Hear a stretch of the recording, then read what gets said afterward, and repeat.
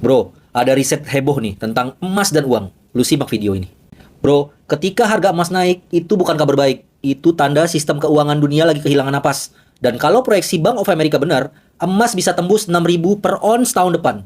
Per ons. Itu bukan euforia, tapi serine bahaya. Bahaya. Michael Harnett dari Bank of America baru keluarin riset gila. Selama 50 tahun terakhir, tiap bull market emas naik rata-rata 293% dalam 3,5 tahun. Kalau dihitung dari bottom tahun 2022, berarti peaknya bisa jatuh di Maret-April 2026 di kisaran 6.000 per oz. Lebaran bro. Sekarang perbandingannya makin absurd.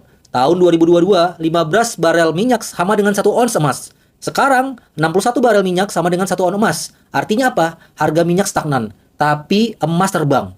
Dua aset yang biasanya naik bareng, sekarang berpisah jalan. Dan itu bro, bukan hal biasa. Biasanya, kalau minyak turun, artinya ekonomi lagi lesu.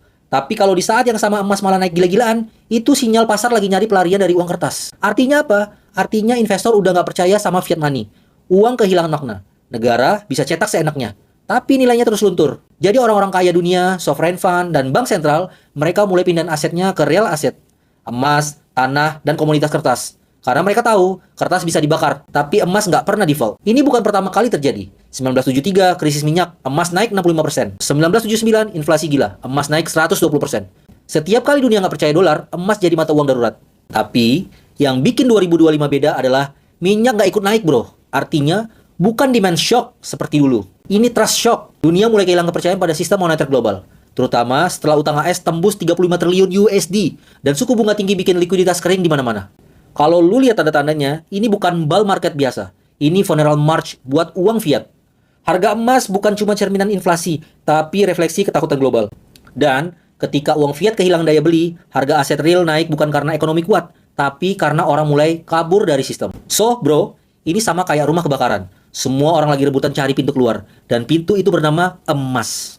Jadi, lu bisa tepuk dada dan bilang, gue punya uang di bank. Tapi ingat bro, yang lu simpan itu bukan uang. Itu janji yang nilainya pelan-pelan luntur. Oke, kalau lu mau paham kenapa emas bisa jadi alarm kiamat ekonomi, dan gimana orang kaya dunia udah mulai ngamanin asetnya dari sistem fiat, DM gua tunjukin blueprintnya. Biar lu nggak cuma ikut arus, tapi ngerti kapan arus itu berubah jadi tsunami. Like and share, ikutin video selanjutnya bro.